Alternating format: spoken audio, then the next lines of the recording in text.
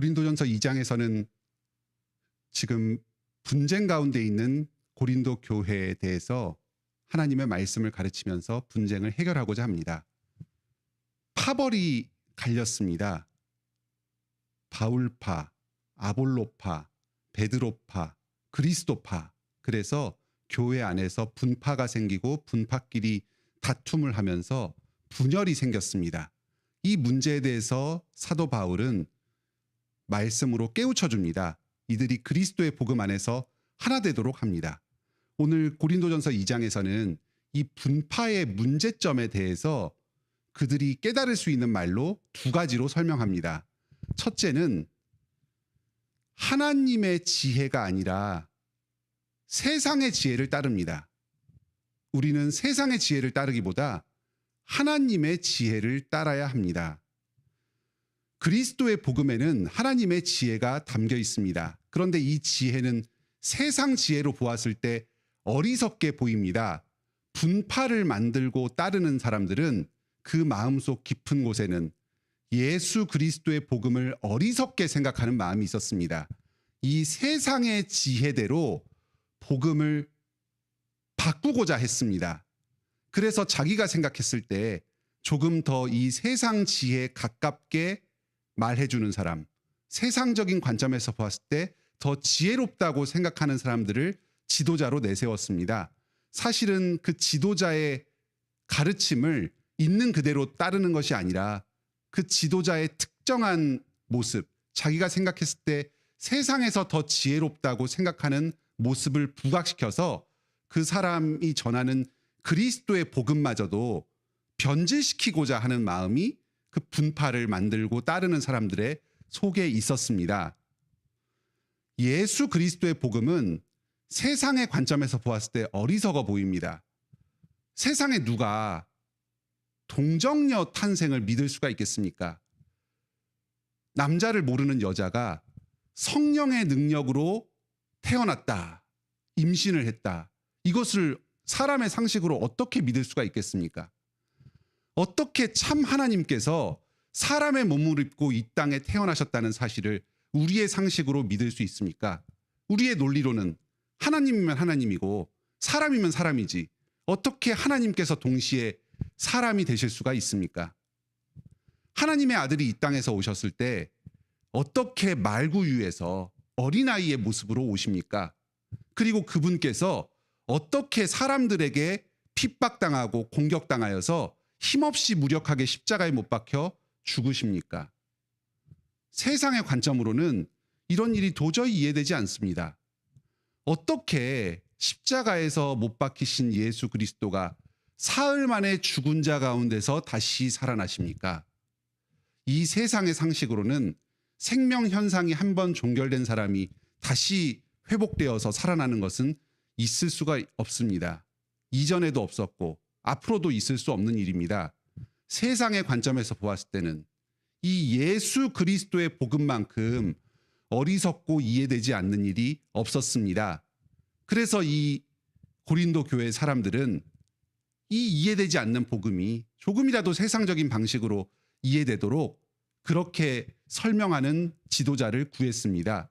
세상적인 지혜와 같은 관점에서 대등하게 높이 평가받을 수 있는 그런 복음을 원했습니다. 그리고 자기의 뜻을 따라서 가르칠 만한 그런 사람들을 지도자로 추앙하면서 세상 지혜를 추구하도록 압력을 가했습니다. 옳지 않습니다. 오늘날도 이 세상이 변화하면서 사회에서 유행하는 많은 문화 조류들이 있습니다. 복음의 내용이 압박을 받고 있습니다. 교회 안에서도 어떤 성도들은 고리타분하게 성경의 내용, 이해되지 않는 내용을 그대로 전하는 것은 일반 상식에도 맞지 않고 전도에도 하등에 도움이 되지 않는다고 하면서 이성적이지 않은 내용은 되도록이면 설교하지 않도록 하고 성경의 가르침을 오늘날의 관점에서 비추어서 맞지 않는 것은 과거의 가부장제 시대의 가르침이다. 또는 예전에 문화가 발달하지 않았을 때의 그때 제한적이고 특수한 문화적 배경에서 나온 말이다 하면서 성경의 내용을 왜곡시켜서 이해하고자 하는 새로운 해석학을 제시하기도 합니다.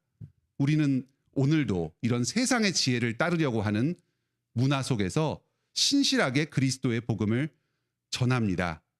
성도님들도 강단에서 선포되는 그리스도의 복음이 오늘날 우리 시대의 문화와 또 일반 상식에 비추어서 이해가 잘 되지 않는다고 하더라도 쉽사리 포기하지 마시기 바랍니다. 저것은 어리석은 말이다. 그냥 과거의 어떤 문화나 신화의 한 내용이다. 이렇게 치부하지 마시기 바랍니다. 이 예수 그리스도의 복음 가운데 하나님의 지혜가 담겨 있습니다. 세상의 지혜가 이해할 수 없는 높으신 하나님의 지혜입니다. 우리는 겸손하게 하나님께서 지혜로 이 성경의 말씀을 깨닫게 하여 주시기를 구하여야 합니다. 성경을 깊이 연구하고 또 당대의 사회와 문화를 비추어서 이 본문의 내용이 정확하게 무엇을 의미하는지를 연구해야 하겠습니다. 오늘날의 관점에서 쉽게 이해되지 않는다고 이것은 당시에 어떤 편집에 의해서 섞여 들어온 의미 없는 불필요한 내용이다. 이런 식으로 치부하지 않고 성경의 모든 내용이 하나님의 말씀이라는 사실을 굳게 믿으면서 이 속에 담겨있는 하나님의 뜻을 계속해서 탐구해 나가야 하겠습니다. 또 중요한 것은 사람의 생각으로 이것을 다 이해할 수 없기 때문에 기도하면서 성경을 읽어야 하겠습니다. 내가 이해되지 않습니다. 하나님께서 나의 눈을 열어주셔서 이 말씀을 깨닫게 하여 주시옵소서. 이 속에 담긴 하나님의 지혜를 알게 하여 주시옵소서. 기도함으로 말씀을 보아야 하겠습니다. 두 번째로 분파주의를 일으키는 사람은 성령적인 생각을 따르기보다는 육에 속한 일을 행하는 사람들입니다. 오늘 여기 본문의 10절 이후에는 육에 속한 사람과 신령한 사람을 서로 대비해서 설명하고 있습니다. 신자이긴 한데 육신적인 생각에 사로잡혀서 살아가는 사람이 있을 수 있습니다. 반면에 신령한 자로서 살아가는 사람이 있습니다. 이것은 뭐 어렵거나 복잡한 이야기가 아닙니다. 신령하다는 것은 성령적이라는 것입니다. 성령의 인도를 따라서 살아가는 사람, 하나님의 말씀을 붙잡고 말씀에 그대로 순종하면서 살아가는 사람이 바로 신령한 자입니다. 반면에 육에 속한 자는 자기의 육신의 정욕대로 살아가는 사람, 하나님의 말씀보다는 나의 생각과 세상의 생각을 따라서 살아가는 사람을 의미합니다. 분파를 만들고 지도자를 추종하는 사람은 자신의 육신의 욕망을 그 안에 투영하는 것입니다. 내가 좋다고 생각하는 가치, 성경에서 이야기하는 것이 아니라 어떤 세속적인 가치, 외모나 학벌이나 지식이나 언변과 같은 것, 카리스마 같은 것, 매력과 같은 것, 이런 것을 그 지도자의 모습 속에서 보고 그것을 추종하는 것입니다. 사실은 지도자를 높임으로써 자기 자신을 높이고자 하는 마음이 있습니다. 내가 저 사람을 바라볼 수 있는 안목이 있다. 평가할 수 있는 안목이 있다. 그리고 그 속에서 나 또한 저 사람의 덕목을 공유하고 있다. 그러면서 세속적인 가치로 자기를 높이고자 하는 마음이 그 속에 담겨 있습니다. 이것이 바로 육에 속한 것입니다. 반면에 사도는 그러한 구분을 인정하지 않습니다. 여기 본문을 보면 6절에 우리가 하는 말이 나옵니다. 또 12절에도 우리가 하는 말이 나옵니다. 여기서 우리가 본문을 보면은 1절에는 내가 너희에게 하면서 사도 바울과 이 말씀을 듣는 고린도 교인들을 이야기하는데 우리가 할 때는 말씀을 가르치는 사람들입니다. 바로 이 고린도 교회 사람들이 자기의 임의대로 구분하여서 대립시킨 이 사도단들입니다. 교회의 지도자들입니다. 이들은 서로 대립하고자 하는 의도가 전혀 없었습니다. 한 분 하나님의 복음을 신실하게 전했습니다. 모두가 성령에 충만하여서 성령의 인도하심을 받아 교회를 이끌었습니다. 그런데 성도들이 임의대로 사람들을 대립시키고 그래서 분파를 만들고 추종했습니다. 하나된 사도로서, 교회 지도자로서 사도 바울은 성령적으로 행동할 것을 이야기합니다. 세상의 육신의 욕망에 사로잡혀서 세속적인 가치를 추구하는 것이 아니라 오직 성령의 인도하심을 받아서 그리스도의 복음을 따르라. 복음 안에서 하나 되자 이야기합니다. 오늘날 우리가 성령의 인도하심을 간절히 구합니다. 또 최근에는 미국에서 또 어떤 대학교를 중심으로 해서 부흥이 일어났다고 이야기하면서 많은 사람들이 고무되기도 합니다. 오늘날 우리가 성령의 역사를 어떻게 분별할 수 있는가?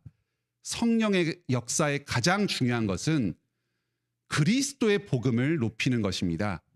복음을 사모하는 마음이 있고 복음 진리를 더욱 확실히 인정하는 믿음이 있는 것이 바로 성령적인 것입니다. 성령께서 복음을 증거하십니다. 이러한 가운데에 동참하길 원합니다. 성령적인 사람이 따로 있고 육에 속한 사람이 따로 있는 것이 아닙니다. 우리 모든 신자들은 성령을 받음으로 예수 그리스도를 믿고 구원받았습니다. 하나님의 말씀에 순종하여서 복음을 기뻐하고 즐거워하면서 복음을 믿는 그 사람은 성령적인 사람입니다. 더 이상 계속해서 육에 속하여서 육신의 가치를 추구하지 말고 예수 그리스도의 복음을 굳게 믿음으로 성령적으로 신령하게 살아갈 것을 간구하면서 초대하고 있습니다. 사랑하는 성도님들, 오늘도 하나님의 지혜를 복음 가운데서 깨달으면서 신령한 삶을 살면서 오직 예수 그리스도의 복음 안에서 즐거워하고 복음을 믿으며 살아가는 우리 모든 성도님들이 다 되시기를 바랍니다. 함께 기도합시다. 하늘에 계신 우리 아버지, 고린도전서를 통해서 분파를 만들고 세상의 지혜를 추구하는 이 고린도 교인들의 모습을 통해 우리 자신의 모습을 봅니다. 오늘날 우리도 예수 그리스도를 믿고 구원 얻었다 하지만 그리스도의 복음보다는 이 세상의 지혜와 우리 자신의 육체적 욕망을 더욱 추구하고자 하는 저희의 모습을 발견합니다. 교회 안에서도 강단에서 교회의 지도자들을 통해서 복음을 기뻐하는 것이 아니라 세상적인 가치를 추구하고자 하는 마음이 저희에게 있습니다. 언제든지 이런 것이 겉으로 드러나서 교회의 분열을 일으킬 수도 있습니다. 교회의 세속화를 야기할 수도 있습니다. 우리 관악교회를 지금까지 신실하게 보존하여 주셔서 그리스도의 복음을 신실하게 전파하며 나아오게 하시니 감사드립니다. 계속해서 우리 교회 목사님과 장로님 그리고 성도들의 마음을 지켜주셔서 예수 그리스도의 복음 안에 굳게 머무르게 하여 주시고 이 세상을 이기는 그리스도의 복음을 전하게 하여 주시옵소서. 이 세상 가운데에 하나님의 지혜가 풍성하게 드러나게 하여 주시고 많은 믿지 않는 자들이 이 복음을 듣고 그리스도를 믿는 믿음으로 나오는데 이 교회가 쓰임받게 하여 주시옵소서. 오늘도 저희가 세상의 육체적 욕망을 이기고 성령의 충만함으로 살아가기를 원합니다. 이를 위해서 복음을 사모하고 계속해서 예수 그리스도의 복음을 듣게 하여 주시옵소서. 말씀을 깨닫게 하여 주시고 그리스도 안에 감추어진 하나님의 구원의 능력을 밝히 깨닫고 기뻐하며 즐거워하며 오늘 하루도 살아가게 하여 주시옵소서. 저희가 여러 가지 현실적인 필요를 주님께 구합니다. 저희의 기도를 들어주시고 해결하여 주시옵소서. 무엇보다도 저희의 약해진 믿음을 붙잡아 주셔서 고난 가운데서도 그리스도를 의지하여서 모든 고난을 이겨내고 저희에게 맡겨진 사명을 감당하게 하여 주시옵소서. 가족들을 먼저 잃고 슬픔에 빠진 성도들 말씀으로 위로하여 주시옵소서.